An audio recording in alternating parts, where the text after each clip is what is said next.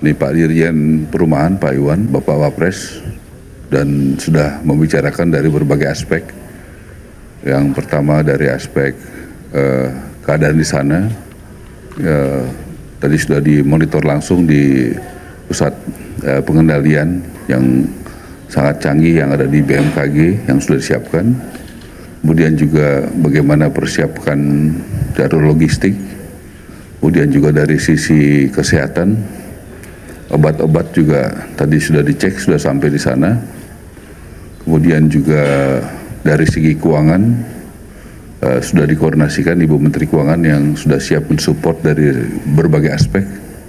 Dan juga kami dari perumahan, kami mengkonsolidasikan segera supaya sesudah ditentukan oleh Bapak Kepala BMKG titiknya di mana, dan juga rekomendasi bersama dengan kepala daerah ada berapa yang perlu direlokasi.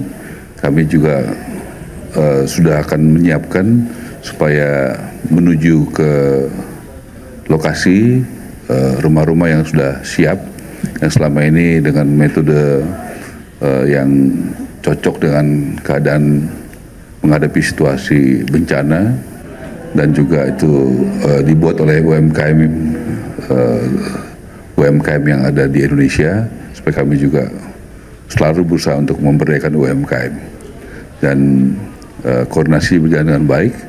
Tadi Bapak Wapres juga berkenan dan akan turun ke lapangan. Beliau dari Makassar, Toraja, direncanakan akan dalam 2 hari ke depan akan ada di lokasi, 2 atau 3 hari ke depan ada di lokasi.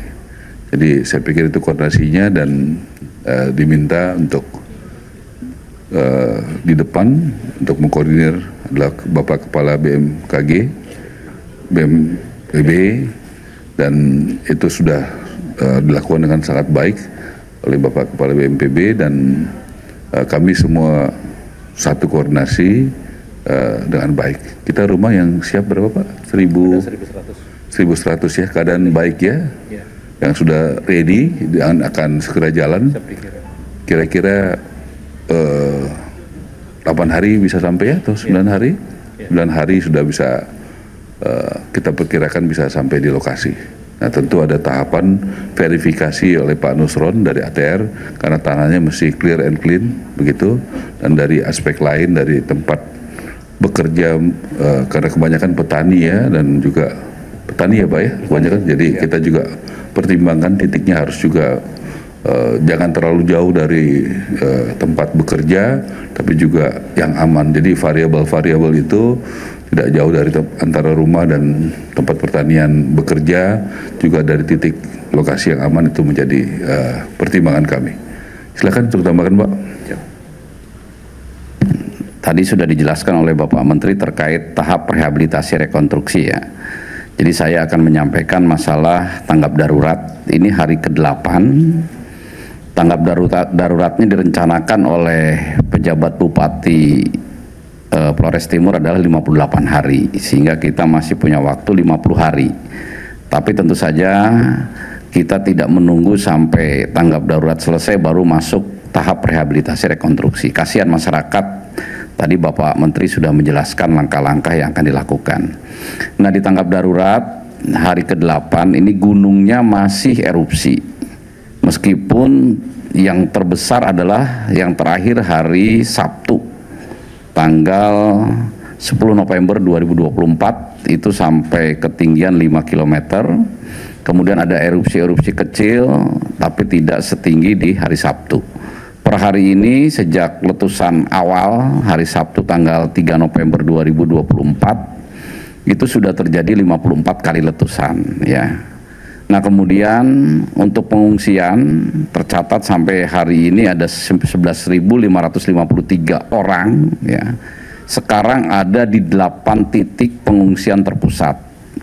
Ada 6 titik di Kabupaten Flores Timur, ada 2 titik di Kabupaten Sika. Nah yang di Kabupaten Sika 2 titik ini pun secara lambat laun nanti akan dipindah ke Flores Timur. Sudah ada beberapa titik Nanti ini dalam proses pemindahan. Kenapa dipindahkan? Karena abu itu mengarahnya ke barat dan barat daya, sehingga tempat pengungsian di Kabupaten Sika ini terdampak abu. Tadi Bapak Wapres langsung memimpin rapat, memberikan arahan-arahan, ya, bahkan beliau harus dibedakan di tempat pengungsian antara yang umum, antara yang lansia, antara yang hamil, antara yang menyusui dan anak-anak, ya, supaya pelayanan kesehatan dan kebutuhan dasarnya tepat. Ya, kami pastikan per hari ini belum ada keluhan terkait dengan pelayanan dasar makan minum, air bersih, ya. Tetapi yang akan terus dilengkapi adalah MCK. Ya, dari MCK tadi ada beberapa keluhan untuk dilengkapi, tapi kami pastikan ini akan terus dilengkapi. Kemudian juga dari pemerintah daerah ada keinginan untuk menambah jalur pelayaran laut, ya, peri. Ini juga akan dikomunikasikan. Tadi Bapak Menteri Perumahan Rakyat juga, Pak Marwarar Sirait, juga sudah mengingatkan kami untuk berkoordinasi dengan Kementerian Perhubungan. Dari TNI juga per hari ini membantu, TNI Angkatan Laut akan menggeser KRI Ahmad Yani. Nah, dengan langkah-langkah ini mudah-mudahan dalam masa tanggap darurat ini semua kebutuhan pengungsi ini betul-betul bisa kita penuhi. Mungkin tambahan dari saya seperti itu, ya, rekan-rekan media sekalian. Intinya dalam tanggap darurat ini pelayanan pengungsi masyarakat terdampak 11.553 orang ini betul-betul bisa terlayani dengan baik, dan pimpinan nasional, ya, langsung Bapak Wakil Presiden memimpin langsung pada kita semua untuk pelaksanaan kegiatan tersebut. Mungkin seperti itu, ya. Ya, silakan. Melakukan seperti ini, ada sistem yang sudah baku, dan kita memang tadi diingatkan oleh Ibu Menteri Keuangan di bulan-bulan akhir tahun ini, November, Desember sampai bulan Maret, ya, itu juga memang Indonesia polanya seperti itu. Jadi kita memang sudah ada pola yang baku, dan semuanya keuangan sudah disiapkan dari negara, bahkan juga dari pihak-pihak swasta juga yang semangat gotong royong juga sangat kuat terasa, karena nanti Bapak Kepala yang akan koordinir juga dengan pemerintah daerah. Jadi kita nanti sumber itu pasti ada dari APBN, juga pasti ada dari APBD, tapi juga dari pihak-pihak swasta. Jadi semangat gotong royong memang sudah makin kuat dalam negara kita.